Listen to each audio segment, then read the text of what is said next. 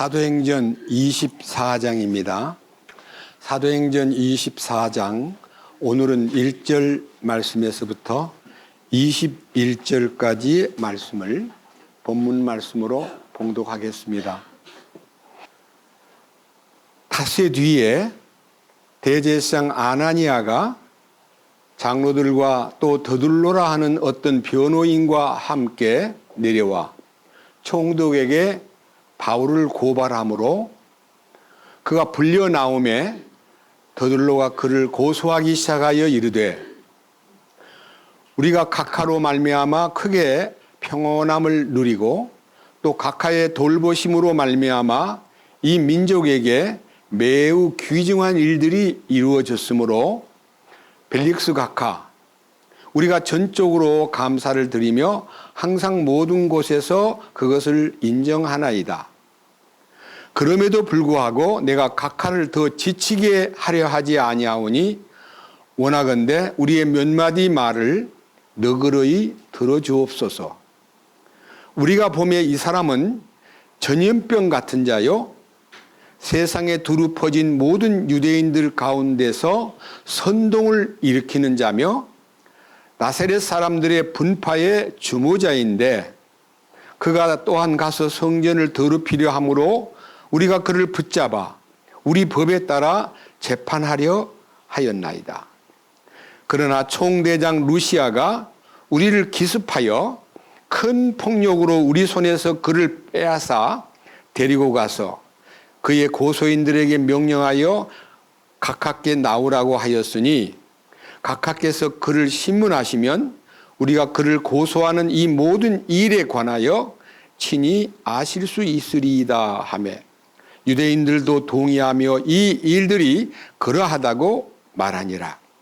이에 총독이 바울에게 손짓하여 말하라고 하니 그가 응답하되 각하께서 여러 해 동안 이 민족의 재판관이 된 것을 내가 알므로 더욱 즐거이 나를 위해 답변하리이다. 각하께서 이해하실 수 있는 바와 같이 내가 경배하러 예루살렘에 올라간 지 이제 겨우 열 이틀밖에 되지 않았나이다. 또 그들은 내가 성전에서 누구와 논쟁하거나 회당들이나 도시에서 사람들을 선동하는 것을 보지 못하였으므로 지금 나를 고소하는 일들에 대하여 증거를 댈 수도 없나이다.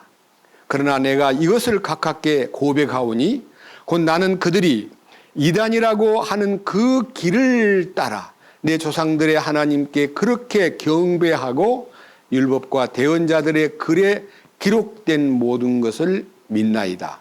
또 그들도 스스로 인정하는 바 하나님을 향한 소망을 내가 가졌으니 그것은 곧 죽은 자들의 부활, 즉 의로운 자들의 부활과 불의한 자들의 부활이 있으리라 하는 것이니이다. 이 소망 속에서 나는 하나님과 사람들을 향하여 항상 양심에 실족하게 하는 일이 없도록 스스로 힘쓰나이다.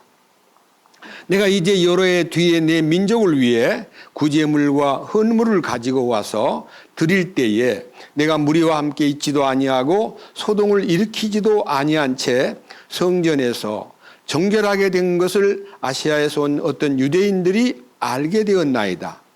그들이 만일 무슨 일로 나를 고소하려거든 마땅히 여기 각하 앞에서 항의해야 하리이다. 그렇지 않으면 내가 공회 앞에 서 있을 때에 여기 있는 이 사람들이 내게서 무슨 악한 소행을 보았는지 말하게 하소서.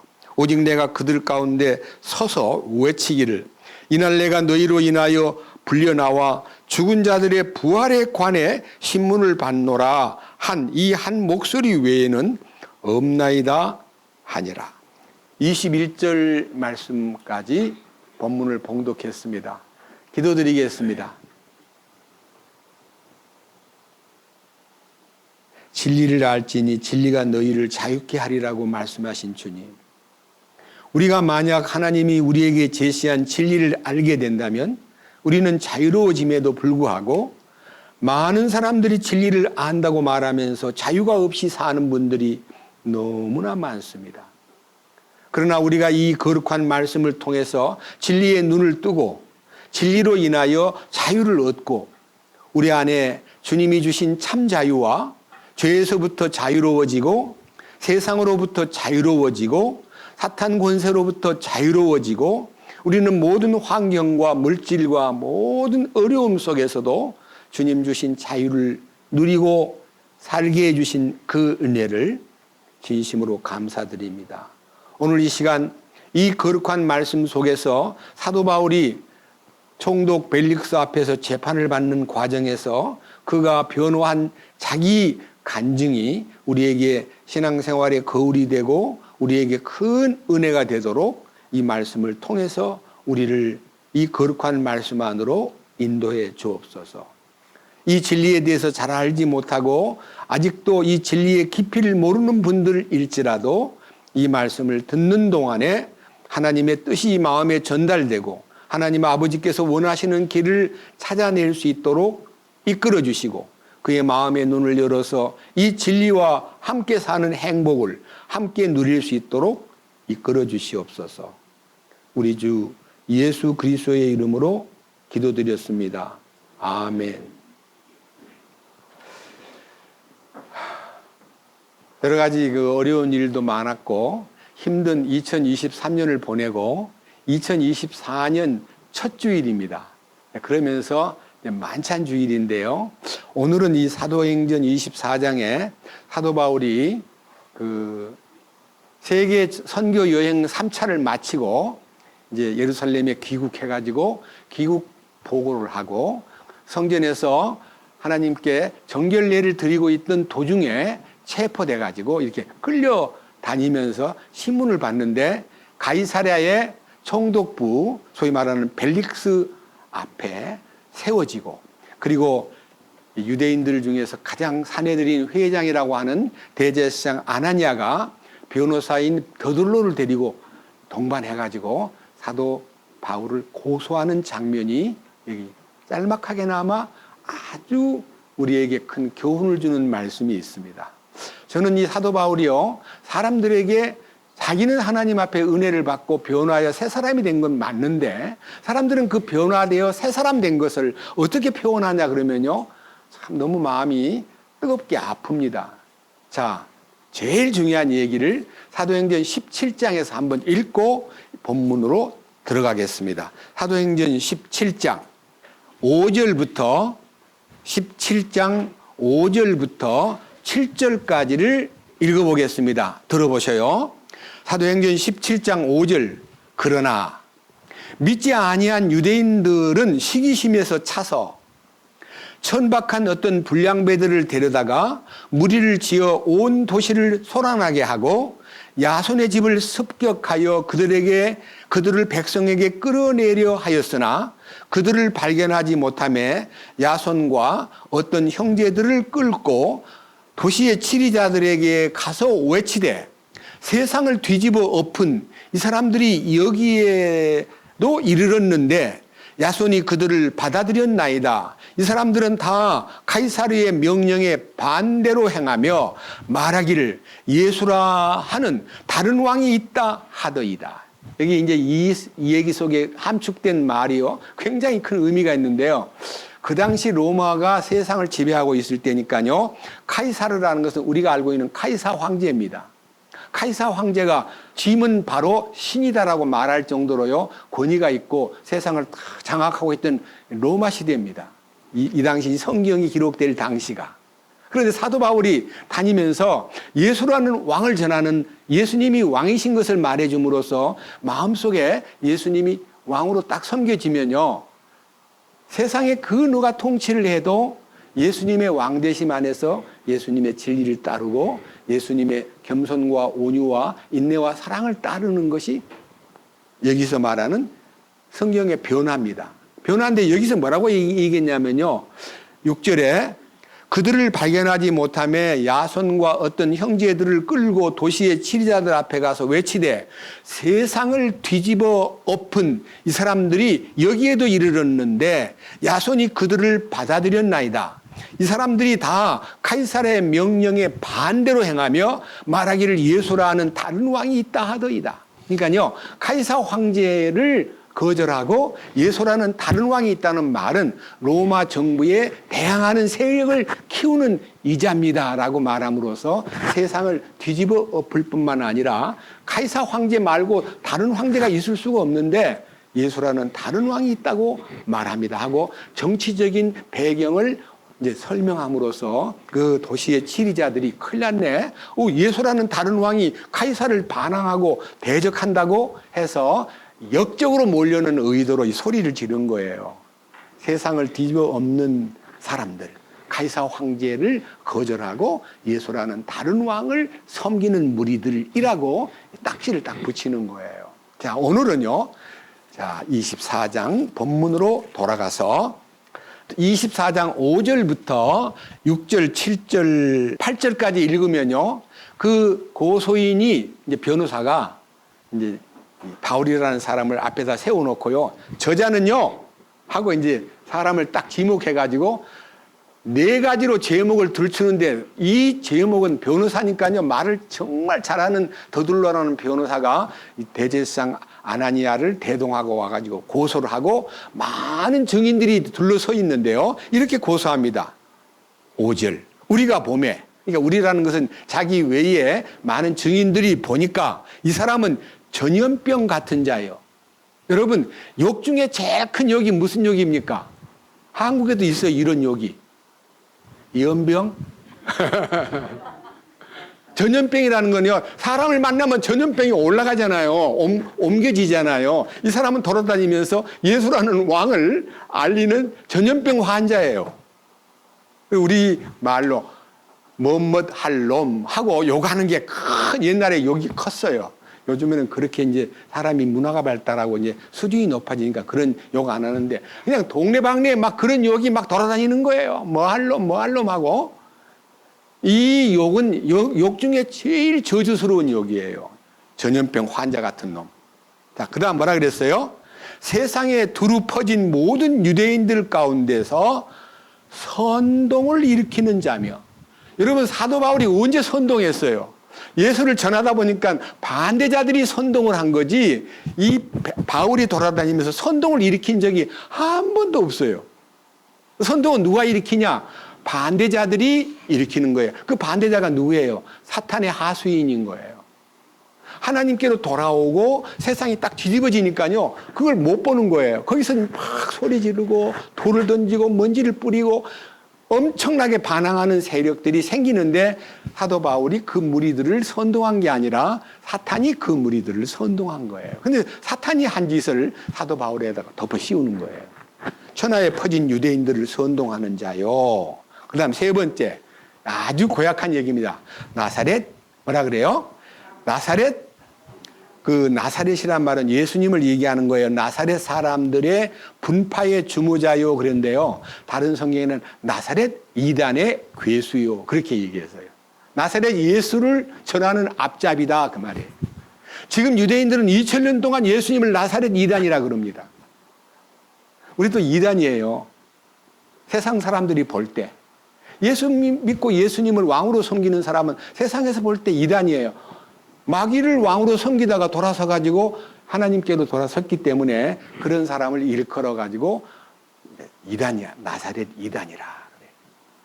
그 다음 마지막 얘기입니다. 6절 뭐라 그랬으면 그가 또한 가서 성전을 더럽히려 함으로 우리가 그를 붙잡아 우리 법에 따라 재판하려 하였나이다. 성전을 더럽히려 한다는 말은 성전을 더럽힌 적이 없어요. 성전을 더럽히는 것은요, 이방인을 성전 안으로 그냥 허가도 없이 데리고 오면 성전을 더럽히는 죄가 되는데요. 이방인은 성전에 들어오려면 유대교로 이제 전향했다는 할례를 받고 들어와야 돼요. 그게 법이에요. 근데 이 바울이라는 사람이 이방인 에베소 사람 드로비모를 유대인들이 볼 때 저 사람을 데리고 들어간 걸라고 추측을 해가지고 몰아붙인 얘기지. 절대 바울은 그런 법을 잘 아는 분이기 때문에 이방인을 성전으로 데리고 간 적이 없다 이거예요. 여기는 이제 예수 믿는 사람, 이제 구원받은 내가 구원 안 받은 사람 데리고 들어와도 뭐 부정하다든지 더럽다든지 안 그래요. 교회는 오픈되어 있기 때문에 자유로운데요. 이스라엘의 성전에는요, 거룩한 곳이라고 스스로, 성이라는 단어가 거룩하다는 뜻이에요. 성전, 거룩한 집에 아무나 데리고 들어가면 안 된다는 거예요. 유대교로 전향하거나 할례를 받고, 유대인들이 받는 할례를 받은 후에 데리고 들어가야 되는데, 할례도 안 받고 데리고 들어가면 성전을 더럽힌 자로 이제 재판을 받게 돼 있어요. 우리 법대로 이제 이 사람을 끌어다가 성전을 더럽히려 함으로 끌어다가 우리 재판을 하려고 그랬는데, 놀랍게도 이제 고소를 해요. 두 번째 고소를 하는데, 자, 7절. 그러나 총대장 루시아가 우리를 기습하여 큰 폭력으로 우리 손에서 바울을 빼앗아 데리고 나가서 그의 고소인들에게 너희가 재판할 일이 있으면 각하한테 벨릭스 각하한테 가세요라고 그를 끌어다가 여기다가 데려다 놨습니다. 사건은 예루살렘에서 났는데, 그러면요, 여기서 말하는 이 총대장 루시아가 이미 편지를 예루살렘에서 사도 바울을 가이사라의 총독부에 보낼 때 편지 써서 보낸 거 아셔요? 23장에 편지를 한번 읽어보겠습니다. 23장 옆으로 넘기지 마시고 25절부터 읽습니다. 자세히 한번 상기하면서 되새김질 하시면 좋겠습니다. 25절. 또 이런 식으로 편지를 쓰니라. 클라우디우스 루시아는 총독 벨릭스 각하께 문안하나이다. 그러니까요, 이 천부장이면서도 총대장인 루시아가 편지를 써서 이제 바울을 이첩시키는 이제 그 소위 말하는 호송부대편의 대장편에다가 이거 총독님에게 갖다 주시오 하고 준 편지 내용이에요. 짧아요. 자, 들어보세요. 27절. 이 사람이 유대인들에게 붙잡혀 죽게 되었을 때에 그가 로마 사람인 것을 내가 알게 되어 군대를 거느리고 가서 그를 구출하였나이다. 그들이 무슨 까닭으로 그를 고소하는지 알기 위해 내가 그들의 공회로 그들을 데리고 갔는데, 그가 그들의 율법 문제들로 고소를 당하였지만 죽이거나 결박할 사유가 전혀 그에게 하나도 없음을 내가 깨닫게 되었나이다. 또 유대인들이 숨어서 그 사람을 기다린다는 것을 내가 전해 듣고 즉시 각하께로 보내며 또 그를 고소하는 자들에게 각하 앞에서 그를 대하여 고소하는 말을 말하라고 명령하였나이다. 평안하옵소서.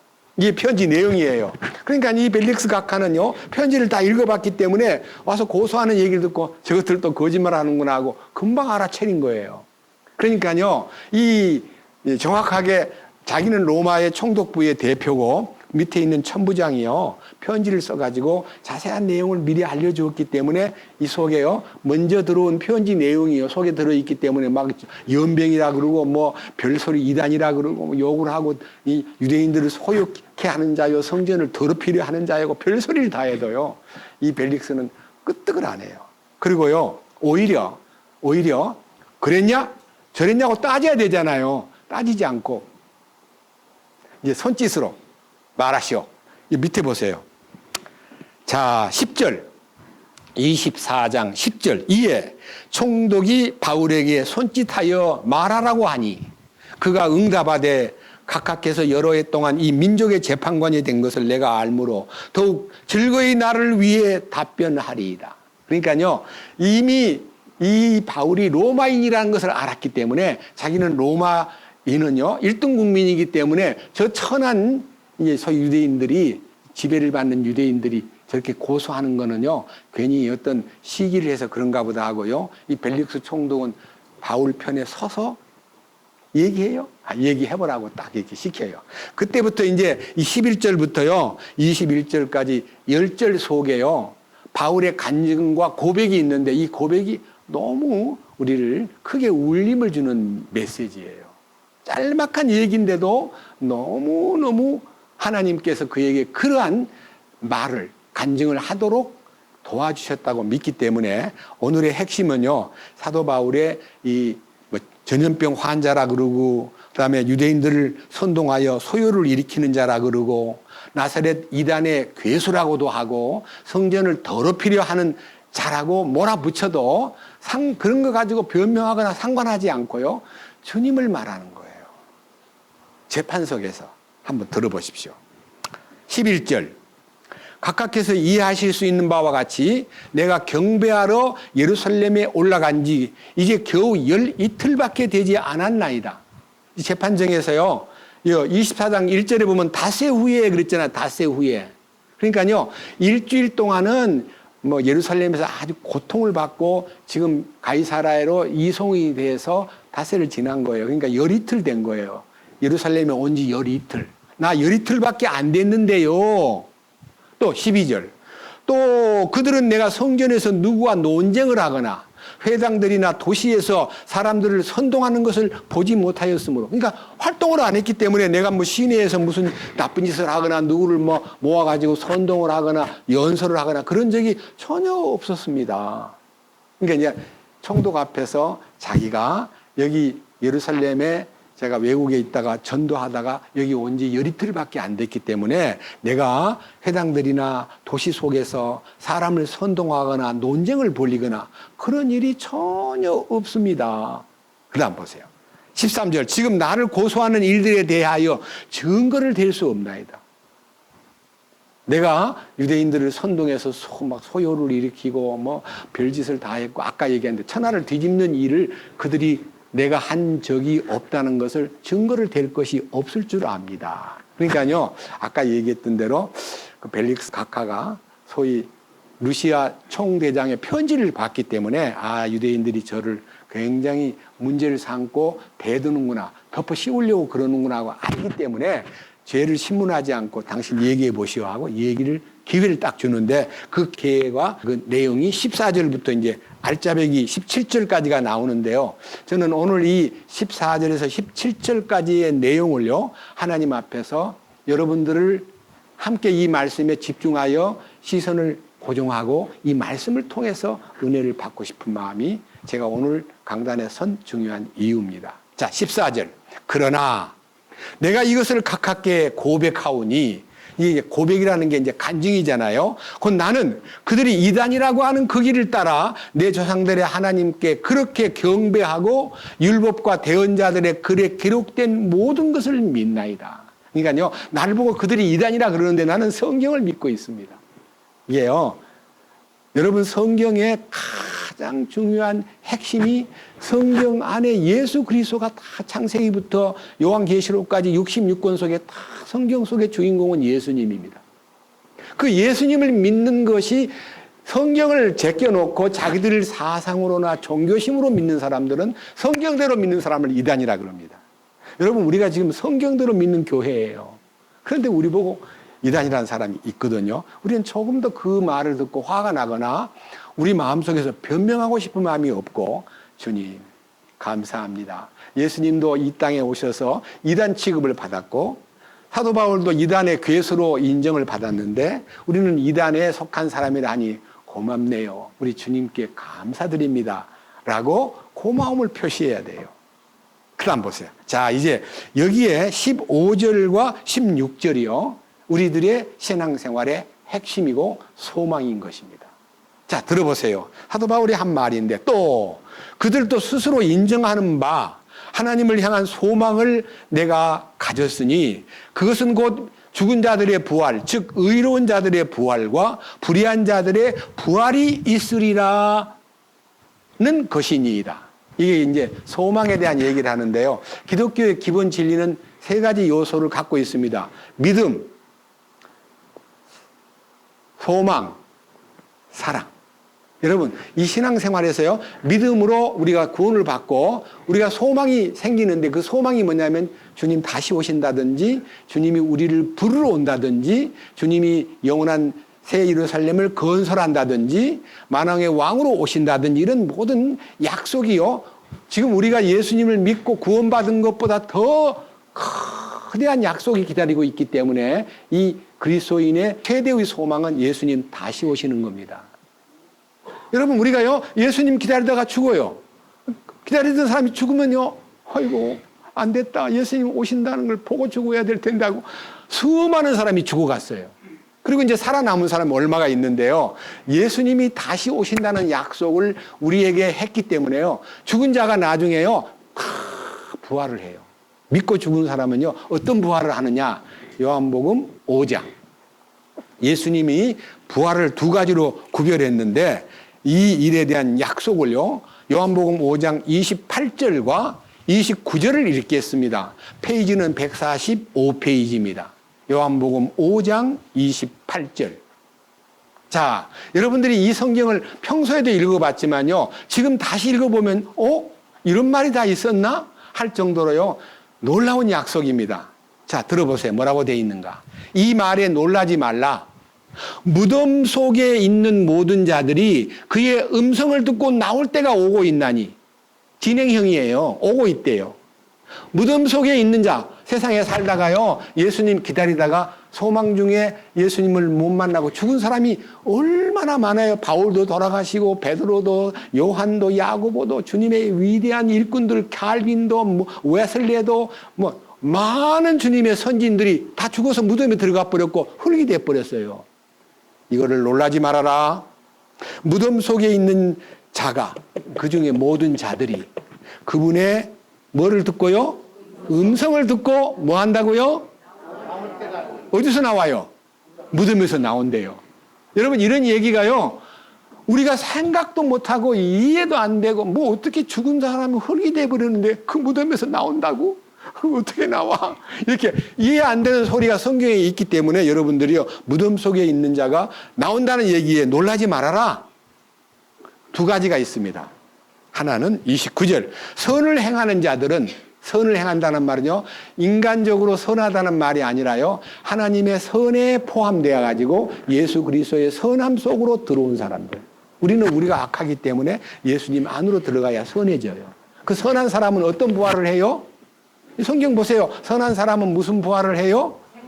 생명의 부활이란 말은요, 이 생명은 단순한 육체의 생명이 아니고요, 영적 하늘에 속한 생명, 조회라고 하는 생명이에요. 조회. 하늘에 속한 생명. 하늘을 나를 수 있는. 그러니까요,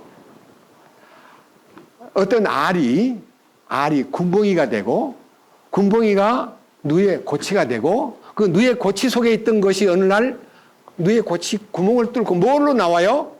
나비나 나방이로 나오잖아요. 그 생명을 말하는 거예요. 하늘을 날아갈 수 있는 생명. 군봉이는 땅에 기고 있잖아요. 근데 그 군봉이를 하늘에 던지면 떨어져 죽어버려요. 땅에 붙어 있는 거예요. 우리도 땅에 붙어 있고, 우리를 하늘로 올리면요, 높이 올라가면 그냥 죽어버려요. 우리는. 왜 죽냐? 거기 산소가 없으니까 죽어버리는 거예요. 우리는 땅에 기는 군봉이와 같은 운명을 갖고 태어났는데요, 예수님과 함께 죽음으로 탁 들어가가지고 고치 속에 들어가 있으면요, 나중에 때가 되면 그 고치 껍데기를 딱 뚫고 뭐가 나와? 나비가 나와요.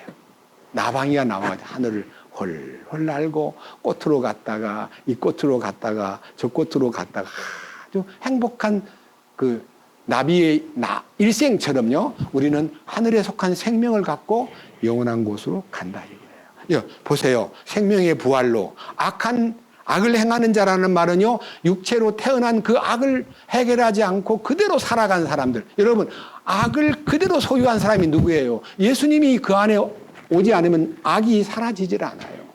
악은 어둠이에요. 악은 죄악이에요. 근데 그 악을 행하는 자는 무슨 부활을 한다고요?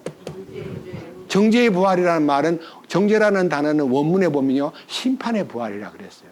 심판의 부활. 심판받기 위해서 부활을 해요. 지금은 혼이 지옥에 가 있지만요, 그 혼이 육신하고 같이 결합을 해가지고 그분 앞에 최후의 심판을 받고 그 다음에 영원한 불못으로 육체를 지니고 가는 거예요. 그게 얼마나 고통스럽게요. 거기서 못 나와요. 그러니까 예수 믿지 않고 지금 세상을 사는 사람은 그 엄청난 형벌이 기다리고 있다는 걸 전혀 모르고 살기 때문에 우리는 그걸 알려줘야 돼요. 근데 길가에 가면서 불신, 지옥, 예수 천당하고 막 소리 지르고 다니면요, 아유, 나는 저런 거지가 될까봐 예수 안 믿어. 거지같이 하고 있잖아요.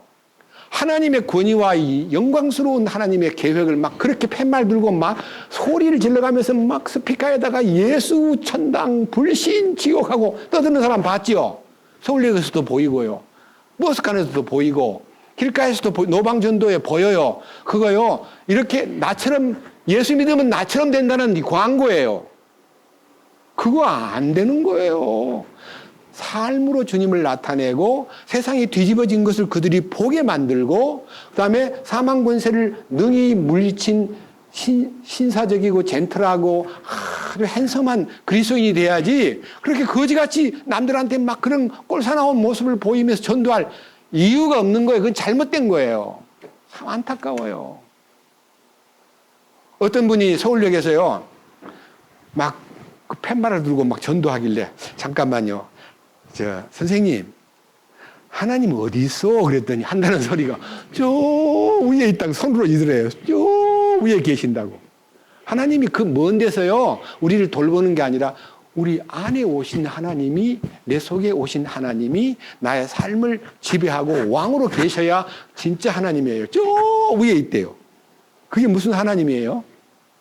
우리는요, 우리가 예수를 믿기는 믿되 정말 우리 삶을 지배하고 다스리고 공급하고 그리고 통치권을 통해서 우리를 정말 멋진 생명을 누리게 하는 그 부활 능력으로 이끄는 그분이 소망이 되고 중심이 돼야 돼요. 자, 이제 여러분들이 이 얘기를요, 선을 행한 자는 생명의 부활로, 악을 행하는 자들은 정죄의 부활로, 심판의 부활로 나오리라 한 얘기를요, 더 세부적인 얘기를 여러분에게 들려드리겠습니다. 고린도전서 15장. 자, 고린도전서 15장입니다.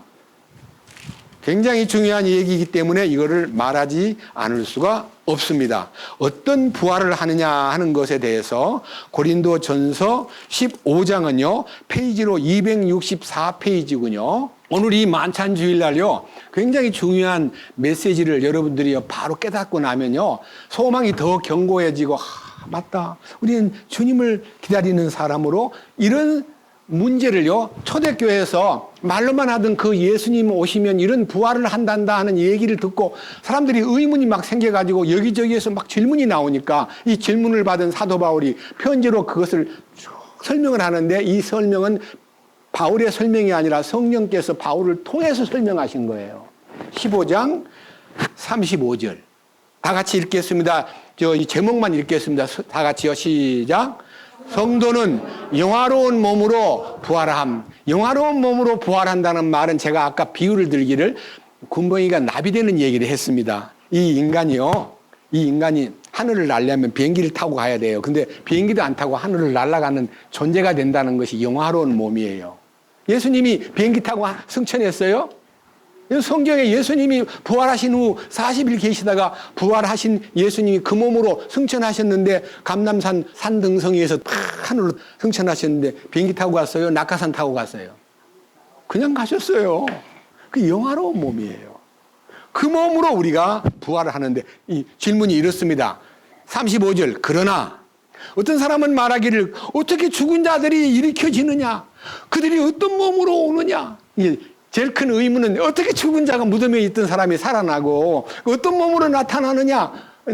제가 설명할 때는 나비가 돼서 말한다 그러면 고개를 끄덕끄덕 하는데, 사람이 그러면 나비가 된다는 거냐? 이렇게 얘기하는 거예요. 어떤 몸으로 오느냐? 어떤 몸인가 설명을 해주는데 다 못 보고요, 중요한 구절만 넘기겠습니다. 자, 42절 내려갑니다.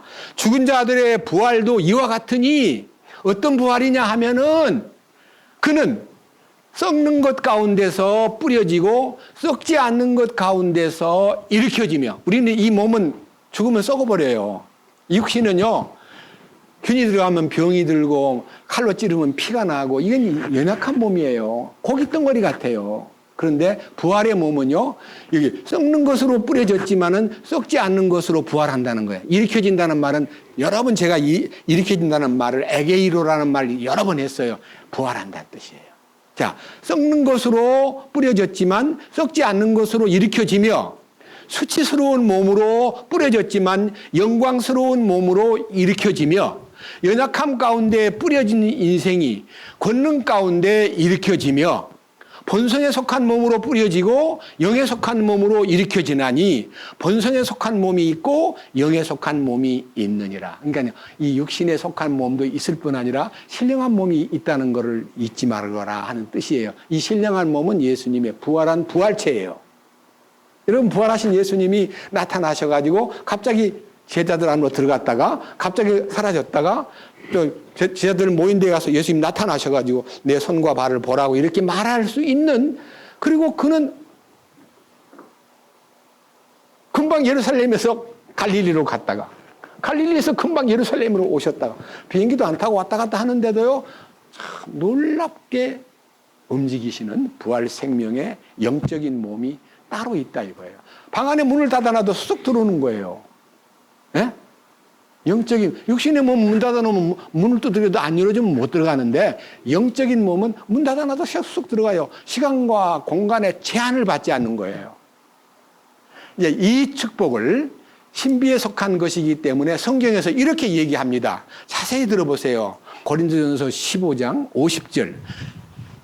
형제들아, 이제 내가 이것을 말하노니 살과 피는 살이란 말은 고깃덩어리인 인간 육체, 이 육체와 이 혈육, 이 피를 가진 인간은 하나님의 왕국을 상속받을 수 없으며 또한 썩지 않는 것을 상속받지 못한다. 그러니까 우리는요, 영광스러운 천연왕국을 상속받고 새 예루살렘을 상속받기에 합당한 자가 되기 위해서는요, 변해야 돼요.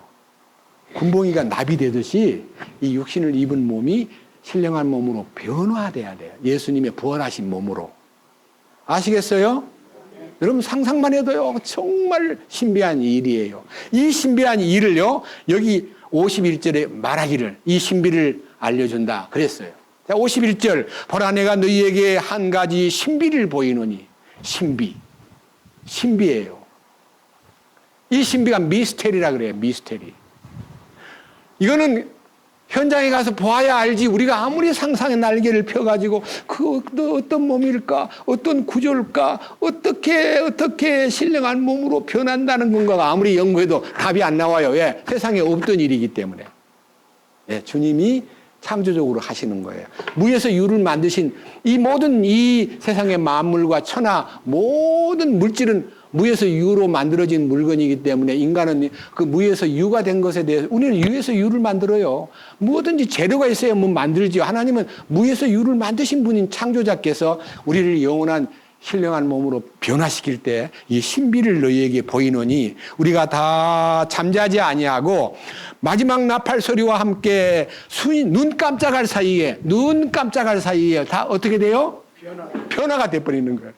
예, 오래 걸리지도 않아요. 눈 깜짝이란 말, 눈 한번 깜짝하면 보니까 달라져 있는 거예요. 눈 깜짝할 사이에. 1초도 안 걸려요. 여러분 눈 깜짝하는 거 1초 걸려요, 안 걸려요? 한번 시간을 재놓고 눈을 깜짝해 보세요. 예? 100분의 1초인지 10분의 1초인지 몰라도 눈 깜짝할 사이에 탁 변화가 돼요. 어떻게 변화되느냐? 그 변화의 현장을 이렇게 스케치했습니다. 들어보세요. 자, 52절 나팔 소리가 나매 죽은 자들이, 먼저 간 성도들이 썩지 아니할 것으로 에게이로 하고, 에게이로란 말은 부활하고 일어나고, 그 다음에 살아있는 우리는 어떻게 해요? 살아있는 우리가 뭐가 된다고요? 눈 깜짝할 사이에 변화가 돼버린 거예요. 순서는요, 먼저 간 성도가 부활을 하고 살아있는 우리가 눈 깜짝할 사이에 이 육체의 몸에서 신령한 몸으로 탁 변화가 돼가지고 성도들을 만나는데 알아봐요? 못 알아봐요? 알아봐야 서로가 인사를 하고 부둥켜 앉지. 알아보지도 저분이 누구죠? 하고 물어보면 누구시요? 물어보면 안 되잖아요. 이 눈을 열어가지고 바울도 알아보게 하고 베드로도 알아보게 하고, 아이 사도 요한이시군요. 만날 때 다 알아보게 하신다. 다니엘도 알아보고 에스겔도 알아보고 이사야도 알아보고 다 알아보도록 우리에게 영적인 눈을 열어주시는 거예요. 그래가지고 어떻게 해요? 자, 52절 나팔 소리가 나매 죽은 자들이 썩지 아니할 것으로 일어나고 우리가 변화되리니 이 썩을 것이 반드시 썩지 아니함을 입고 이 죽을 것이 반드시 죽지 아니함을 입으리로다. 그러니까 영원히 죽지 않는 몸으로 부활한다 이거예요. 이거 다 읽으려면 시간이 없고요. 여러분 15장 개인적으로 좀 읽어보세요. 먼저 간 성도가 부활하고 생명의 부활로 우리 살아남은 사람들은 영화로운 영광의 몸으로 변화가 돼가지고 서로를 알아보고 만나서 기쁨을 나누고 주님을 찬양하고 그 축복이 영원한 몸으로 이제 죽지 않는 몸으로 부활을 하는 거예요. 그리고 그 몸을 주님이 데리고 어디로 데리고 와요? 하늘로 데려간다 그랬잖아요. 데려가는 거 여기서 부활만 해가 땅에 사는 게 아니고요. 부활해가지고 어디로 가는가 알려드릴게요. 자, 데살로니가 전서 좀 넘겨보세요. 데살로니가 전서 4장으로 가면 어디로 가는가가 나와요. 자, 데살로니가 전서 4장 13절부터 18절까지 자세히 들어보세요. 4장 13절을 읽기 전에 여러분 제목을 한번 크게 읽어보십시다. 다 같이요. 그리스도의 재림과 부활의 위로. 어떤 사람이 죽었어요. 그럼 죽으면 슬퍼요, 안 슬퍼요? 여러분 가까운 부모나 형제나 사랑하는 사람이 죽으면 슬퍼하잖아요. 이별된 줄 알고. 그 얘기, 어떤 사람이 죽었을 때 이 말을 한 거예요. 보세요. 13절. 그러나 형제들아, 잠자는 자들에 관하여 너희가 모르기를 내가 원치 아니하노니 이것은 너희가 아무 소망 없는 다른 사람들 같이 슬퍼하지 아니하게 하려 함이라. 여러분 성도들이 죽음을 잠자는 거다 그랬어요. 예수 믿지 않은 사람은 영원히 헤어진 걸로 취급하지만 우리는 뭐라 그래요? 성도를 잠든 성도라 그러잖아요. 잠든 성도는 언젠가 깨어난다는 뜻이지요. 주님이 오시면 깨어날 성도이기 때문에 여기 잠자는 성도는 슬퍼해서 안 되고 오히려 소망을 갖고 기다려야 된다 하는 얘기예요. 보세요. 자, 14절.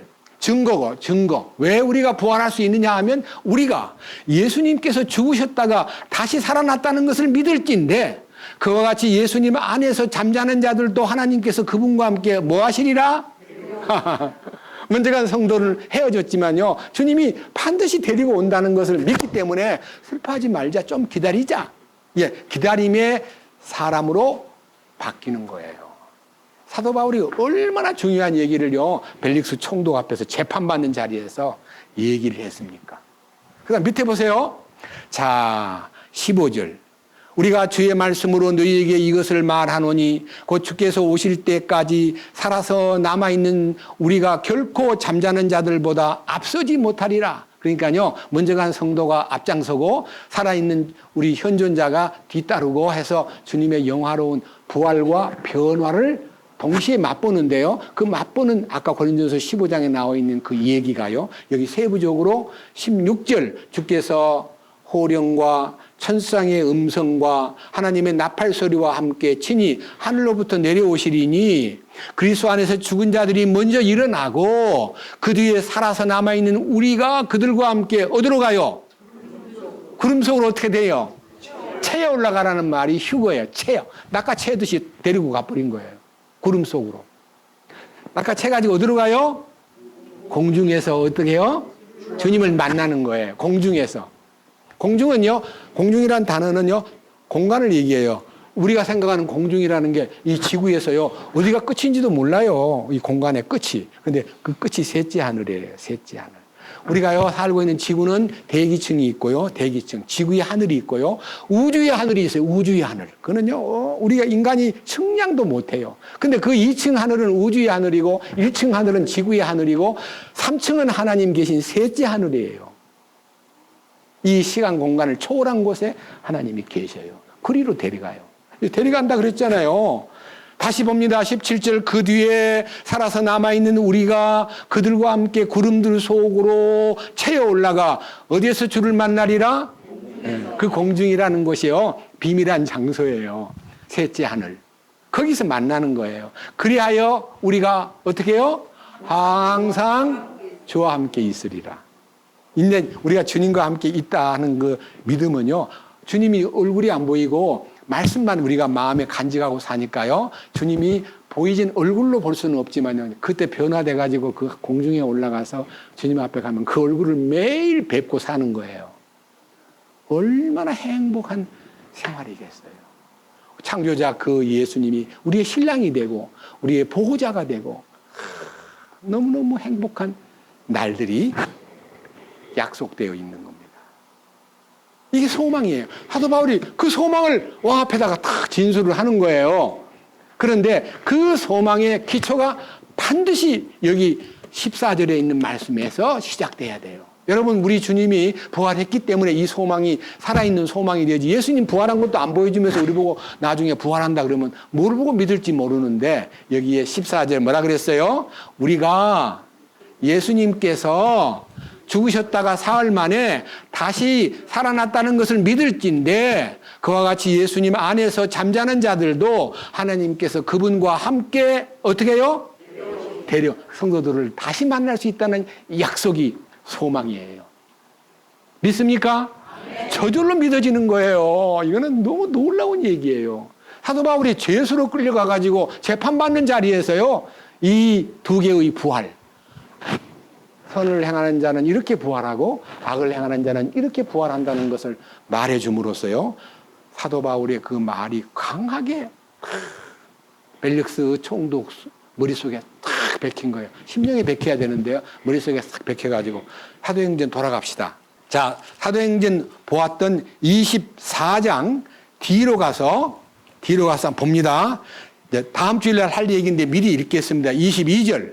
벨릭스가 이것들을 듣고는 그 길에 대해서 더 완전하게 알고 있으므로 그것들을 연기하여 이르되 총대장 루시아가 내려오거든 내가 너희 일에 관해서 끝까지 알리라. 그러니까요, 사도 바울을 신문하거나 문제를 안 하고 그 얘기 듣고 나서는 총독이 오면은 그때 얘기합시다. 당신들도 고소인들도 물러가시오. 죄수는 저 편안한 곳에 모시시오. 모시는데 어떻게 모시냐면 들어보세요. 자, 23절. 백부장에게 명령하여 바울을 지키게 하며 그에게 자유를 주게 하고 그의 친지들이 그를 섬기거나 그에게 오는 것을 그가 막지 못하게 하니라. 고소를 당한 사람을요, 친구도 와서 면회를 하고 여러분, 그러면요 비밀이 새 나가고요, 증거가 깨지기 때문에 죄가 있으면요 사람들 만나는 거 허락 안 해요. 미결수는 절대로 사람 만나면 안 돼요. 비밀로 말을 꾸미기 때문에. 아시죠? 법정은요, 죄수를 다룰 때 철저하게 고립시켜야 되는데요, 아직 미결수를요, 이 친척들도 와서 면회를 하고 도와주는데 자유롭게 섬길 수 있도록 분위기를 만들어주면서, 그것만 한 게 아니에요. 편리를 봐준 것만 아니라, 그 다음 보세요. 24절. 며칠 뒤에 벨릭스가 자기 아내인 유대 여자 드루실라와 함께 와서 사람을 보내 바울을 불러 그리스도를 믿는 믿음에 대해서 그의 말을 듣거늘. 와이프가 누구라고요? 총독이 유대 여자를 얻었어요. 유대인을 얻으면요, 유대 여자가 똑똑하기 때문에 많은 정보를 제공해주고, 이 두루실라라는 여자가요 대단히 믿음이 좋은 분이었던 것 같아요. 그 총독한테다가 성경을 많이 말해주었어요. 그러니까 궁금한 것이 하도 많으니까 우리 와이프가 말해준 것은 문제만 말해준 것 같고 답을 좀 얻어야 되겠다 싶어서 바울을 불러내가지고 질문하는데요, 바울이 여기 뭐라 그래요? 자, 25절. 바울이 의는 뭐예요? 하나님의 의예요. 인간의 의가 아니고, 인간은 악이에요. 인간은 불의한 존재예요. 그 벨릭스도 불의한 사람이에요. 근데 그 하나님의 의를 탁 전해주고, 그 다음에 하나님의 의가 나타나면 절제가 되고, 절제라는 말은 통제를 받고, 하나님이 여러분, 우리가 절제가 돼요, 안 돼요? 하고 싶은 욕망, 먹고 싶은 욕망, 가고 싶은 욕망, 온갖 세상 욕망을 옛날에는 그대로 행동했는데, 의가 주님 안에, 내 안에 이루어지면 절제가 돼요, 안 돼요? 너라고 자꾸 말해요. 아니야, 가면 안 돼. 왜 그리로 갈라 그래? 하고 나를 통제해주는 손길이 나타나는 거예요. 그래서 의와 절제와 그 다음 마지막 다가올 뭐에 대해서? 죄인의 부활에 대해서, 심판에 대해서 강론을 하니 벨릭스가 어떻게 한다고요? 말씀 듣다가 떠오는 거예요. 머리로만 알았던 예수 얘기, 그 진리 얘기를요, 이제 마음에 좀 이렇게 가까이 가니까 마음이 떨리는 거예요. 여러분, 떨림이 오는 것이 준비 기간이에요. 떨린 것이 마음속에서 어느 날 탁 엎드리면요, 주님 앞에 구원을 받게 돼요. 떨면서 하는 말이 뭐라 그래요? 벨릭스가 떨면서 하는 말이 이제는 가거라. 에? 적당한 때가 되면 너를 다시 부르리라. 적당한 때가 온다면 다음에 시간을 갖자 하고 시간을 미루는 거예요. 이 벨릭스 총독이요, 와이프 드루실라 때문에 상당히 유대 종교에 대한 많은 접근이 되었고 많은 것을 알고 있기 때문에 성경을 꽤나 와이프한테 공부를 한 것 같아요. 바울이 세부적으로 말씀을 전하니까요, 막 떨림이 오면서 다음에 오시오 하고. 근데 이러는데 정치하는 사람의 가장 나쁜 특징이 뭘까요? 돈을 너무 좋아해요. 권력을 이용하면요, 돈 벌 구멍을 막 찾아내요. 근데 이 사도 바울을 보니까 소문이 나 있어요. 돈이 많다는 걸로 소문이 나 있는 거예요. 그러니까 어떻게 합니까? 보세요, 밑에. 자, 26절. 또 바울에게 돈을 받고 그를 풀어주기를 바랐으므로, 바울이 돈을 내놓고 나 좀 풀어주세요라고 하는 것을 바울이 바란 게 아니고 총독 벨릭스라는 사람이 바울이 돈만 좀 갖고 오면 그냥 풀어줄 수 있는데, 왜? 아니, 저 천부장이 보고서에 벌써 죄 없다는 것도 말했고, 유대인들도 거짓 고소한다는 걸 알았고, 종교 문제로 고소하는 걸 아니까요, 돈만 좀 주면서 저를 풀어주세요. 그러면 오케이, 풀어주려고 마음 먹는 거예요. 바울한테 돈을 받기를 바라는 마음으로 자주 불러냈다 그랬어요. 자, 보세요. 26절. 또 바울에게서 돈을 받고 그를 풀어주기를 바랐으므로 더 자주 사람을 보내어 그를 부르고 그와 얘기를 나누니라. 자주 또 부르고 그래서 기회를 혹시나 이게 싸들고 올까 봐. 여러분, 이거는 어디서부터 온 근거입니까? 바울이 뭔 돈이 많다는 겁니까? 제가 이 얘기를 꼭 오늘 해야 되겠습니다. 바울이 돈 많다는 걸. 자, 넘겨보세요. 본문 24장 16절. 이 소망 속에서 나는 하나님과 사람들을 향하여 항상 양심에 실족하게 하는 일이 없도록 스스로 힘쓰나이다. 그래서요, 산자와 죽은 자의 부활에 대한 약속, 그 다음에 의인의 부활과 죄인의 부활이 하나님의 심판의 부활이라는 걸 믿기 때문에 내가 주님 만날 영광스러운 부활을 덧입고 싶은 사람이 어떻게 양심을 속이고 살겠습니까? 나는 양심이 거리낌 없이 살았습니다. 이게 이제 간증이고 고백이에요. 그 한 가지 얘기 들어보세요. 17절. 이제 내가 여러 해 뒤에 내 민족을 위해 구제물과 헌물을 가지고 와서 드릴 때에, 자, 사도 바울은 서기 45년부터 1차 선교 여행을 떠났고요, 서기 59년에 예루살렘에 돌아왔습니다. 그러니까 약 14년, 15년 동안요, 3차 여행을 세계 선교를 나가며 10년이 넘도록 많은 나라를 로마까지 가서 복음을 전하고 이제 갈 목표로 삼고, 그 그리스라든지 터키라든지 소아시아라든지 심지어는요, 저 이집트까지 여러 사람들에게, 연결된 사람들에게 복음을 다 전하고 있으면서 단순하게 예수 얘기만 한 게 아니에요. 어떤 일이 벌어졌느냐? 어떤 일이 벌어졌을까? 여러분, 상상의 날개를 펴서 사도 바울이 복음 전하고 다니면서 무슨 일을 했는가를 성경에서 규명해야 돼요. 지금 여기 단순하게 여러 해 뒤에 내 민족을 돕기 위해서 구제물하고 헌물을 가지고 왔다는 얘기는요, 이방 전도에 나가서 무슨 일을 했는가가 탁 펼쳐지는 거예요. 전도만 한 게 아니라요, 이스라엘 동족들을 돕기 위한 모금 운동을 했습니다. 돈을 거둔 거예요. 근데 어떻게 돈을 거뒀느냐? 아주 신사적으로, 아주 정직하게, 아주 깨끗한 모금 운동을 한 거예요. 그 모금 운동에 대한 얘기를 성경에서 흔적을 찾아보겠습니다. 먼저 앞으로 가가지고요, 사도행전 11장을 먼저 펴보겠습니다. 11장 15절. 내가 말을 시작할 때 성령님께서 그들 위에 임하시되 마치 처음에 우리 위에 임하신 것 같이 하더라. 그때 내가 주의 말씀 곧 그분께서 이르시기를 참으로 요한은 물로 침례를 주었으되 너희는 성령님으로 침례를 받으리라 하신 것을 기억하였노라. 그런즉 하나님께서 주 예수 그리스도를 믿은 우리에게 주신 것과 같은 선물을 그들에게도 주셨으니 내가 무엇이기에 하나님을 거역할 수 있겠느냐 하니라. 그들이 이것을 듣고는 잠잠하고 하나님께 영광을 돌리며 이르되 그러면 하나님께서 이방인들에게도 생명에 이르는 회개를 주셨도다 하니라. 그러니까 이방 전도의 생명의 역사가 쫙 번지니까요, 이방에 막 교회가 흥성흥성하니까요, 예루살렘 교회에서 회의를 열어가지고 사람을 보내야 되겠네 해서 이제 여기 19절부터요 바나바를 파송시키는 거예요. 바나바를. 22절. 그때 이 일에 관한 소식이 예루살렘에 있던 교회 안에 들려짐에 그들이 바나바를 보내며 그 멀리 안디옥까지 가게 아니라, 바나바라는 이제 선교사를 하나 임명해가지고 이방 땅에 이제 파송을 해요. 여러분, 이 안디옥은 시리아 안디옥이에요. 이스라엘 저 북쪽에 있는 국경을 넘어서 다마스커스 조금 밑에가 안디옥이 있는데 그 안디옥에 바나바를 보내는 거예요. 근데 바나바가 말씀을 전하고 바나바는 신실한 사람이에요. 그런데 바나바가 마음에서 지금 사울이라는 그 청년 어디 있지? 하고 이제 수소문해 보니까 다소라는 고향 땅에 가 계신다는 소식을 듣고요. 친히 다소로 신방을 가가지고 사울을 픽업해요. 오시오. 안디옥에 갑시다. 왜요? 그곳에 복음 역사가 일어나는데 당신도 함께 합시다 하고 이제 안디옥으로 데리고 와가지고 자, 그 다음 보세요. 밑에 24절.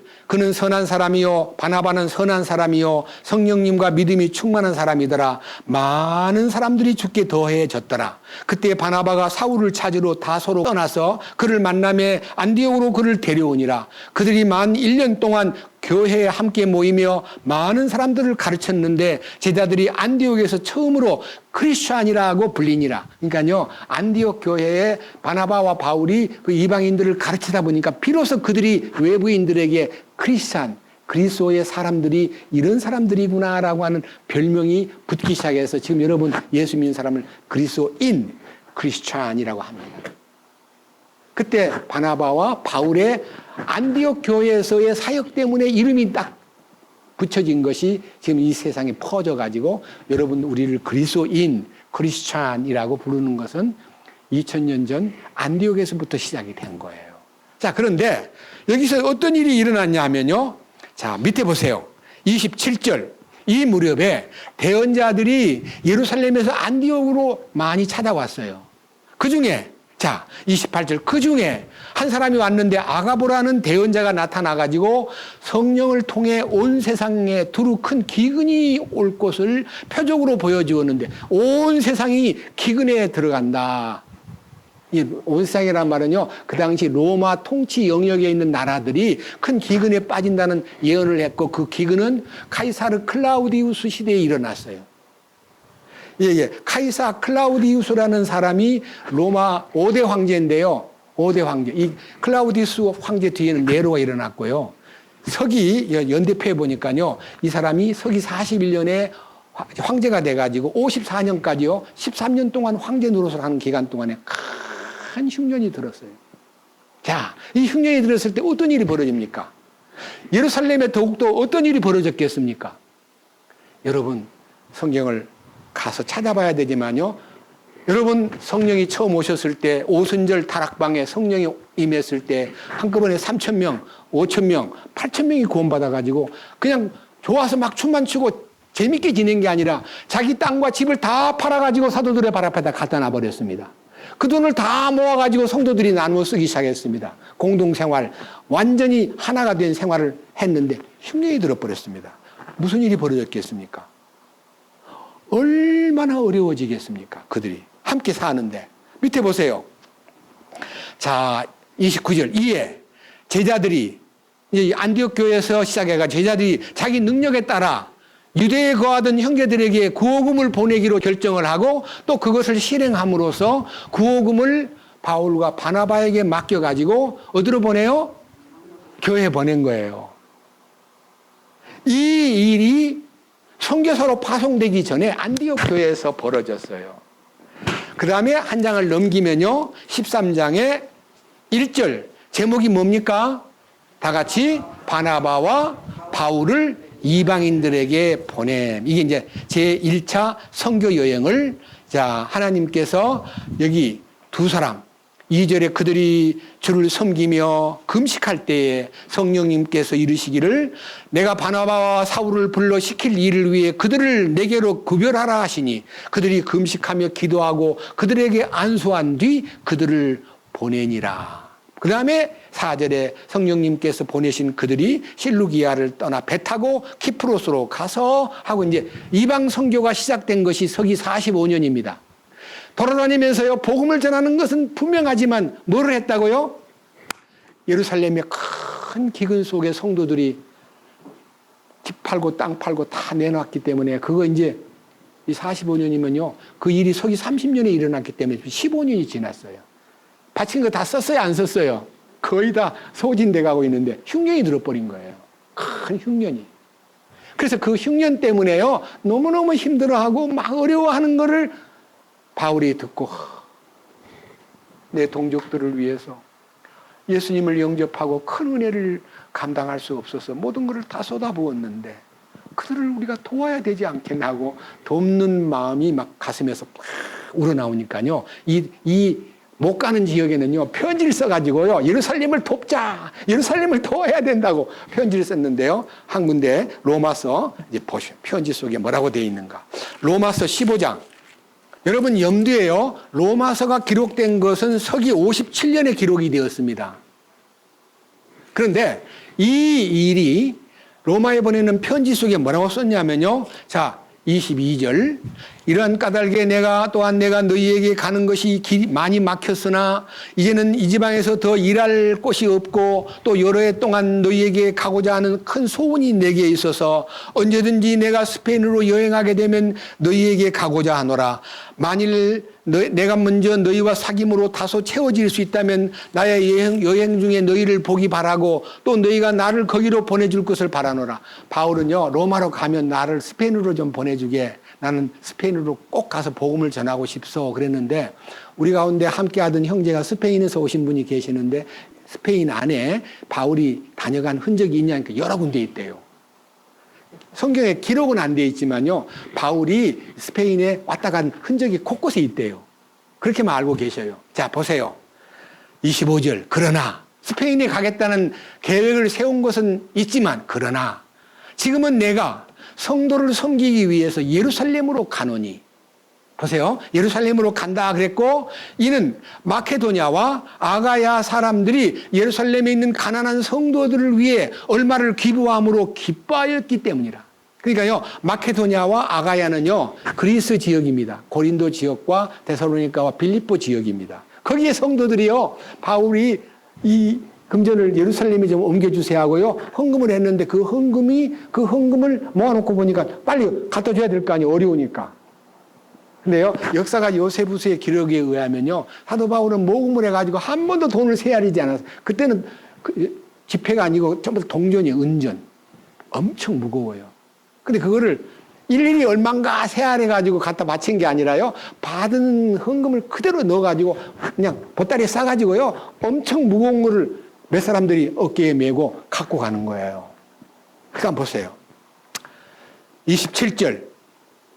참으로 그 일로 인해 그들이 기뻐하였느니라. 또한 그들은 저들에게 빚진 자들이니 만일 이방인들이 저들의 영적인 것들에 참여한 자가 되었거든 육신의 것들로 저들을 섬기는 것이 그들의 의문이라. 그러므로 내가 이 일을 행하고 이 열매를 봉인하여 그들에게 준 뒤에 너희에게 들러서 스페인으로 가리라. 그러니까요, 먼저 이 모금한 돈, 이 가난한 성도들을 섬기기 위해서 기부한 이 돈을 예루살렘에 옮겨놓고 그 다음에 내가 로마로 가리라. 이게 사도 바울이 그 당시 이 초대교회에요, 참으로 축복을 간절한 마음으로 편지를 쓴 것 중에 하나인데요. 밑에 보세요. 31절. 내가 유대에 있는 믿지 않는 자들로부터 구출을 받게 하고 또 예루살렘을 위하여 내가 섬기는 일을 성도들이 받아들이게 하고 내가 하나님의 뜻에 따라 기쁨으로 너희에게 가서 너희와 함께 새 힘을 얻게 하라. 그러니까요, 이 로마 교회에다 보내는 편지에는요, 내가 예루살렘을 위한 성도 섬기는 일을요, 여러분들이 마음에 알고 나를 밀어주기 바랍니다 하는 격려 편지예요. 15장 내용이. 자, 여기에 마케도냐와 아가야 사람들이 예루살렘의 가난한 성도들을 위해서 얼마를 기부했다는 이 기부금이요, 로마서 15장에 기록되어 있어요. 자, 더 세밀한 얘기. 고린도후서 8장. 고린도는요, 마케도니아 남부 지방에 있는 아가야 지방입니다. 근데 고린도에다가 편지를 보내면서 아까 마케도니아 얘기를 꺼냅니다. 8장 1절. 또 형제들아, 마케도니아의 교회들에 베푸신 하나님의 은혜를 우리가 너희에게 알리노니, 고린도 교회에다가 알리노니, 고난의 큰 시련 속에서 그들의 넘치는 기쁨과 극심한 가난이 그들로 하여금 풍성하고 너그러운 선물을 넘치도록 하게 하였도다. 내가 증언하노니 그들이 힘닿는 데까지 하였을 뿐 아니라 참으로 힘에 넘치도록 자원하여 하였고, 우리가 그 선물을 받아줄 것과 또 성도들을 섬기는 교제의 일을 맡아줄 것을 우리에게 매우 간절히 구하였노라. 그들은 우리가 바라던 것과 달리 이 일을 행하되 먼저 자신을 주께 드리고 또 하나님의 뜻에 따라 우리에게 주었도다. 그러므로 우리는 디도에게 요청하여 그가 이미 시작하였은즉 같은 은혜를 또한 너희 안에서 끝낼 것을 구하였느니라. 그러므로 너희가 모든 일 곧 믿음과 말과 지식과 모든 열심과 우리를 사랑하는 일에 풍성한 것 같이 이 은혜에도 풍성할지니라. 이 말은요, 디도라는 젊은 청년이요, 이 유대 민족을 돕는 일에 나서 가지고 같이 협력을 하고 있다는 데 대한 칭찬입니다. 그런데요, 이 일에 대한 얘기가요, 여기 8장 9장에 다 나와 있는데요, 8장 16절에 뭐라고 되어 있어요? 제목만 읽겠습니다. 유대 성도들을 위한 모금. 그 다음에 9장 1절 뭐라 되어 있어요? 제물로 성도들을 섬기는 일. 그 다음에 9장 6절 뭐라고 되어 있어요? 헌금의 원리. 이 8장 9장 속에요, 예루살렘 성도를 돕기 위해서 우리가 어떻게 해야 된다는 것을 이방 교회에다가 다 알려주었습니다. 이 편지는 서기 55년에 기록되었습니다. 그러니까요, 막바지에 다 말할 수 없는 성도들이 고통을 받고 경제적으로 궁핍해지니까요, 그 궁핍한 성도들을 돕기 위해서 사도 바울은 선교를 전도도 할 뿐만 아니라 예루살렘 성도를 도웁시다. 그들은 모든 것을 다 쏟아부었습니다. 주님께서 그들에게 여러분들이 할 일이라고, 여러분이 영적으로 은혜를 입었으면 육신적인 것으로 그들을 돕는 것이 마땅하지 않겠어? 하고 말하니까요, 여기에서 풍족한 중에 헌금이 나온 게 아니라요, 여기 8장 2절 보면요, 고난의 큰 시련 속에서 그들의 넘치는 기쁨과 극심한 가난이 그들로 하여금 풍성하고 너그러운 선물을 넘치도록 하게 하였도다. 아주 가난하고 어려운 성도들이요, 있는 것 전부를 다 쏟아버려. 여유가 있어서 남은 돈을 내놓는 게 아니라 자기 쓸 거를 내놓는 거예요. 그게 사랑이잖아요. 여러분, 내 거 다 챙기고 난 없어. 나 이달 먹을 거밖에 없단 말이야. 이렇게 해가지고 자기부터 챙기면 남 도울 수 없어요. 그런데요, 주님, 내 지금 이달 먹을 거 있는데 이거 이제 반이라도 잘라서 보낼게 하고요, 자기가 그때 가서 어떤 일이 닥칠지 주님의 도우심을 믿고 기쁜 마음으로 해야 되는데요, 이 헌금하는 원리가요, 마음에 어떻게 해야 되냐 하는 것을 이 8장에도 자세히 나와 있는데 오늘은 이거 다 읽지 못하고요, 앞으로 가가지고 고린도전서 16장을 보면서 헌금은 이렇게 하는 거구나 하는 것이 나와 있습니다. 16장 1절. 자, 16장 1절. 고린도전서 16장 1절입니다. 뭐라고 되어 있습니까? 이제 성도들을 위한 모금에 관하여 내가 갈라디아의 교회들에게 지시한 바와 같이 너희도 그렇게 하라. 갈라디아 교회는요, 아시아에 있는 교회입니다. 여기에 있는 고린도 교회에다가 갈라디아 교회에 보낸 편지 속에 내가 말해준 것이 있는데 너희들은 그런 식으로 하시고 하는데, 2절 그런 식이 뭐냐면요, 주의 첫날에, 오늘 주의 첫날이에요.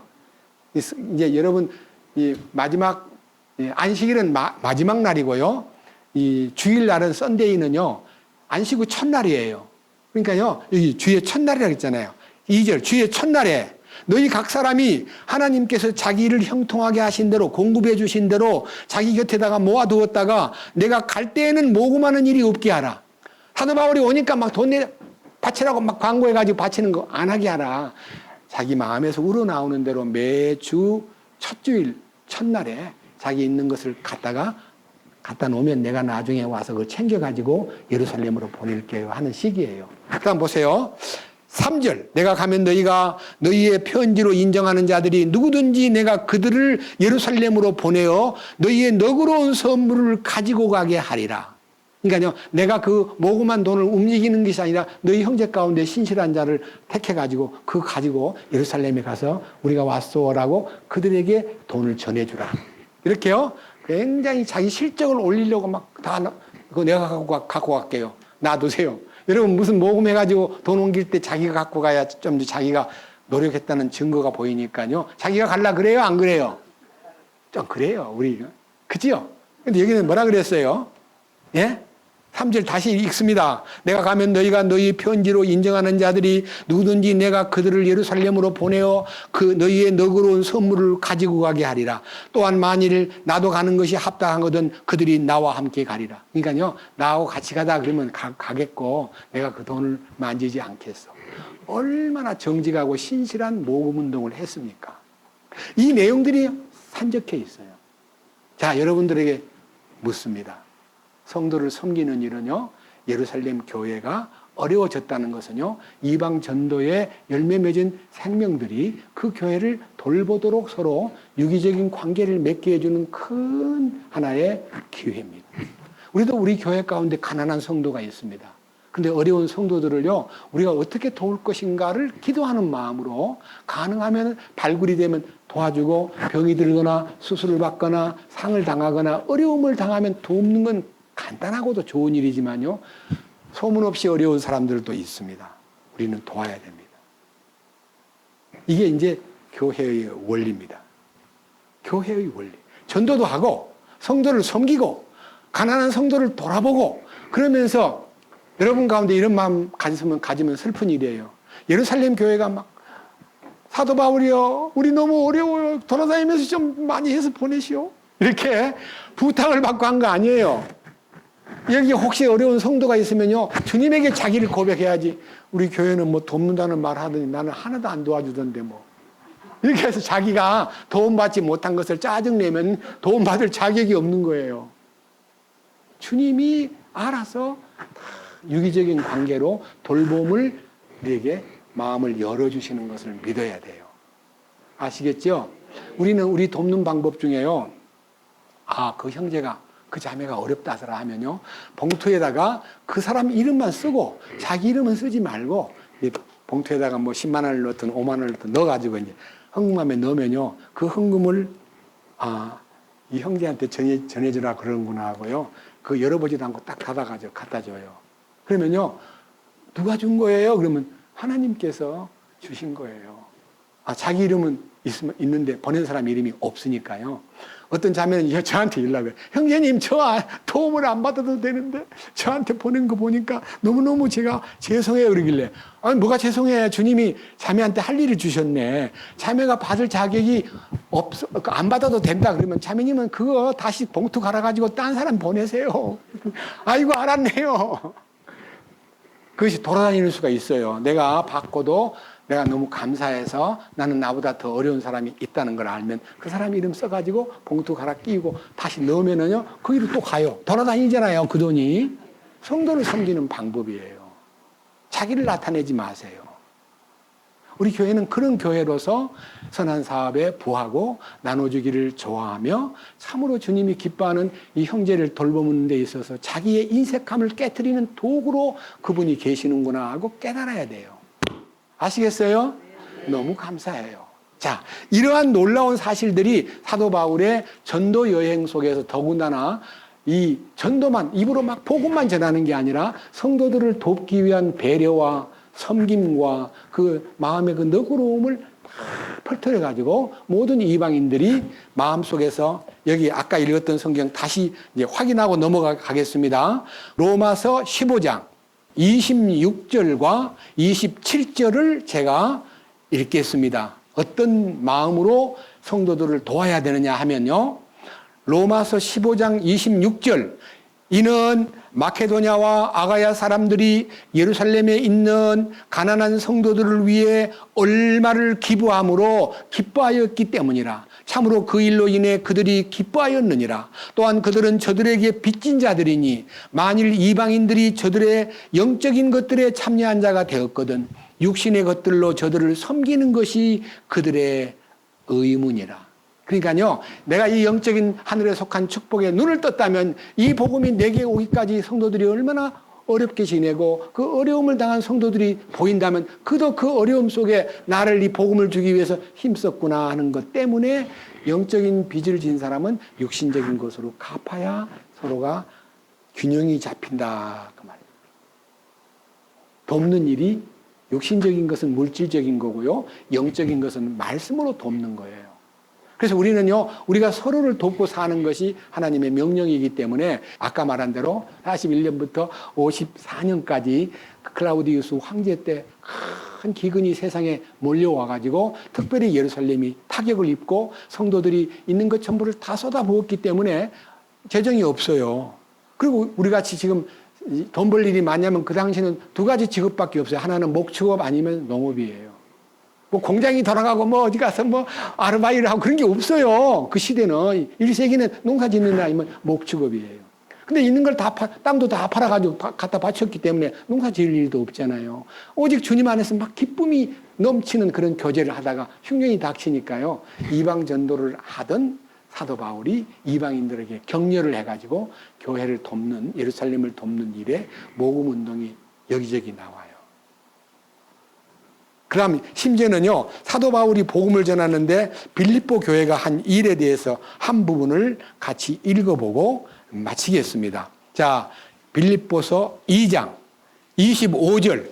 그럼에도 나는 나의 형제요 함께 수고하는 자요 동료 군사요 또한 너희의 사자로서 내게 부족한 것들을 공급한 자인 에바브로디도를 너희에게 보내는 것이 필요한 줄로 생각하였노라. 여기에 에바브로디도라는 사람이 사도 바울을 뒤에서 도왔다 하는 것이요 성경에 나오고요. 한 장 넘겨보세요.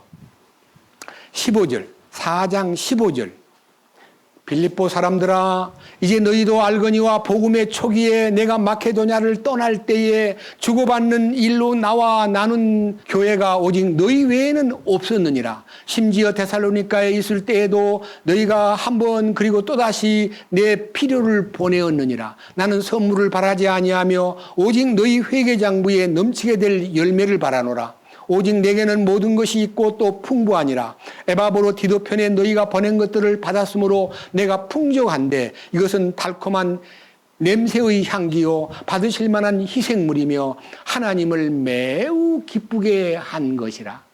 그러니까요, 이 빌립보 교회가요 에바브로디도를 통해서 사도 바울을 적극적으로 후원하는 거예요. 근데 사도 바울은 그거를 공개적으로 다 밝히고 나서 그 모든 것이 여러분의 회개 장부에 주님이 더 많이 채워줄 줄을 믿노라. 나는 선물을 구하는 사람이 아니다. 받은 것을 그는 기쁘게 교회를 위해서 썼다는 것을 밝힌 거예요. 여러분들이요 성도를 섬기는 일에 대해서 인색하지 마세요. 정말 주님이 기뻐하십니다.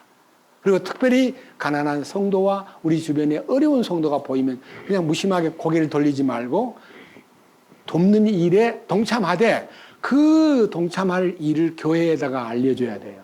우리 형제님 어떤 분이 너무 어렵답니다. 함께 도울 수 있는 길이 있으면 좋겠습니다라고 의논해야 돼요. 저한테도 좀 알려주세요. 어려운 성도들의 이 얘기를. 그래서 이 편지 속에요 사도 바울이 그 적극적으로 복음을 전하면서 성도들의 쓸 것을 움직이다 보니까요 무지무지하게 많은 돈을 움직였기 때문에요. 로마 총독이 들어보니까 돈을 엄청나게 가져왔대. 예루살렘 성도들을 도왔다는데 여러분 성도를 돕는데 제가 지난번도 한번 잠깐 얘기했는데요. 여러분 각 나라에 기근 든 사람 물이 없어서 막 더러운 물을 그 꾸정물을 퍼먹는 사람 물 보냅시다. 10,000원씩 보냅시다. 10만 원씩 보냅시다 하고 모금 운동 많이 하는 데서요. 돈이 오면요. 그 모금 운동을 하는 본부가요. 인건비도 있고 관리비도 있고 많은 돈이 있는데 1,000만 원을 보내면 그 1,000만 원을 다 그냥 그리로 보내는 게 아니라 자기들 운영비에서 상당한 양을 떼내니까요. 한 700을 보내고 300은 자기들이 운영비로 써요. 다 못 보내는 것이 구호 단체들의 활동이라는 걸 많이 보고 있습니다. 그런데요. 참으로 알짜배기로 싹 보내는 데는 유엔 기구의 유엔이라는 본부에서 재정을 맡아서 관리하는 특별한 유니세프라든지 그런 관리인들은요. 그대로 보내는데 상당히 입증된 게 있어요. 근데 우리는요, 중간에 도움을 주고 헌금을 하면 중간에서 자기들 비용으로 떼는 그런 영세한 단체에다가 보내지 말고 진짜 알짜배기로 다 보내주는 곳을 찾는 것도 우리의 노력의 한 일환이에요. 그래서 우리는요, 누구를 돕든지 무엇을 하든지 오른손이 하는 것을 왼손이 모르게 하라 하신 명령을 따라서 순종하는 마음으로 말씀에 따라야 되고 또 그것이 우리 마음에서 준비가 돼야 되고 갑작스럽게 오늘 헌금합시다 이러면 안 돼요. 헌금합시다 그러면 뭐예요? 있으면 내고 없으면 안 내잖아요. 근데 헌금을 위해서 기도하고 마음을 모으면은 헌금이 준비되는 거예요. 아까 헌금을 준비하라 그래요. 그래서 우리는 우리 교회의 재정을 불리기 위해서는 여러분에게 헌금을 강요하지 않지만 어려운 성도들을 위해서 우리가 할 일을 찾는 것은 매우 중요한 일이라고 믿기 때문에 오늘 부활 사건 한 가지 하고 사도 바울이 돈이 많았다는 것은 사도 바울은 천여 그 돈을 아까 역사가 요세부스의 기록에 의하면 사도 바울은 외부에서 헌금해가지고 모아진 기부금을요, 한 번도 그 양이 얼마인가, 얼마를 모금했는가를 알아보기 위해서 헤아려가지고 보낸 게 아니라 그냥 그대로 묶어가지고 보냈기 때문에 사도 바울은 그 속에 얼마가 들어있는지를 모르는 거예요. 얼마나 양심적인 주님의 일꾼입니까? 그렇게 했다는 것이 기록자들이 다 알려진 거예요. 아시겠죠? 오늘 이제 본문 맞아 읽고 끝내겠습니다. 사도행전 24장 17절.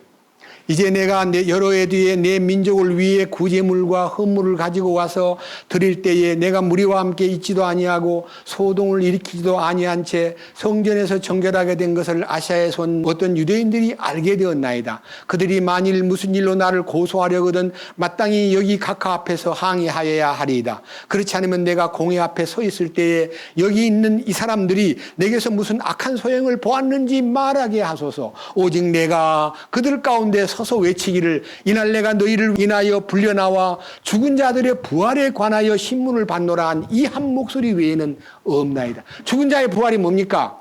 예수님 살아나신 것을 법정 앞에서 증거했는데 그들은 그 예수님 살아난 것을 사기라고 그랬어요. 그 당시 예수가 살아나긴 뭘 살아나? 시체를 훔쳐갔는데 예수님 부활하신 것을요 지키던 보초들이 목 잘릴까 봐요. 우리가 졸고 있는 사이에 시체를 훔쳐갔다고 말해야 돼. 알았어? 그렇게 말해야 너 살아? 하고 이제 이 소문이 막 부활했다는 소문 나면 자기들이 죽인 것이 부당하고 소요가 일어날까 봐요. 우리가 졸고 있는 사이에 제자들이 와가지고 무덤을 열고 시체를 훔쳐갔다고 성경에 나와 있잖아요. 두루 퍼져요. 그게 예수님 시신을 훔쳐갔단다. 감춰버렸단다. 어디 있는지 모른단다. 맞아요? 예수님 시체를 훔쳐갔어요? 예수님은 지금도 살아계셔서 우리에게 주님의 부활하심을 알려주는 놀라운 손길을 우리가 경험하고 사는 사람들입니다. 부활은요, 나중에 영광스러운 부활에 참여하려면 이 살아있을 때 주님의 부활 생명을 체험해야 돼요. 이것이 열쇠입니다. 아시겠어요? 여러분, 부활을 어떻게 하면 부활해요? 답 하나. 반드시 죽어야 돼. 죽지도 않고 부활을 맛본다는 거짓입니다. 머리로 부활만 믿으면 거짓입니다. 내가 죽음을 체험해야 주님의 부활 생명이 내게 다가오는 거예요. 주님을 찬양합니다. 기도합시다. 주님 감사합니다. 오늘은 사도 바울이 벨릭스 총독 앞에 아나니아와 더둘로가 고소를 하여 그를 죄인으로 만들고 이 사람은 전염병 같은 자요 세상에 두루 퍼진 유대인들에게 소요를 일으키는 선동자요 나사렛 이단의 괴수요 성전을 더럽히려 한 자라고 온갖 방법으로 죄를 뒤집으려 하였지만은 사도 바울은 늠름하게 주님의 소망 이단이라고 불리우는 주님이 부활하셨고 주님의 부활 생명이 우리에게 소망이 되었고 우리는 주님 만나는 날 주님이 먼저 간 성도를 부활시키고 살아남은 우리들을 변화시켜서 영원한 하나님 계획 속에 우리를 데려가 이 영광스러운 몸으로 천년왕국을 통치하고 그리고 영원한 새 예루살렘으로 옮겨진다는 이 소망을 갖고 우리는 살고 있습니다. 이 일을 위해서 그 당시 예루살렘 교회가 너무나 어려운 그들의 모든 재산과 모든 땅과 집을 다 팔아서 교회의 기초공사에 투자했기 때문에 성도들이 어려움을 당하고 있을 때에 이방의 모든 교회들은 적극적으로 물질로 그들을 도와준 사건의 흐름을 살펴보았습니다. 우리는 그 일로 인해서 사도 바울이 상당히 돈이 많은 사람이라고 알려지긴 했지만 사도 바울은 그 모금한 돈을 한 푼도 만지지 않고 주님의 뜻을 따라 성도들을 섬겼습니다. 우리 모두가 다 물질에 대해서 깨끗하고 양심적이고 참으로 성도를 돕는 데 인색하지 않고 우리 모두가 자기를 열어서 가난하고 어려운 성도들을 기쁘게 도와가는 이 삶이 유기적으로 이루어질 수 있도록 우리를 이끄시옵소서. 우리 주 예수 그리스도의 이름으로 기도드렸습니다. 아멘.